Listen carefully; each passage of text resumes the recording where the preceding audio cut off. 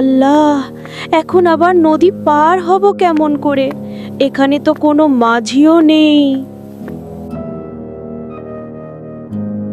কে ওখানে? আহা, বুড়ি, কোথায় যাবি? অনেকদিন তাজা মাংস খাই না।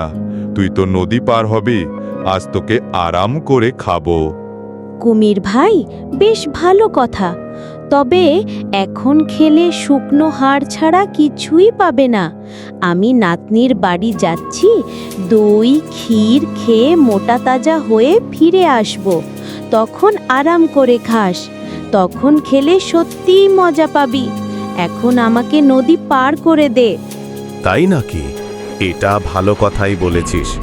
আচ্ছা, তবে আয়, তোকে পার করে দেই, কিন্তু ফেরার পথে তোরে আমি খাবই।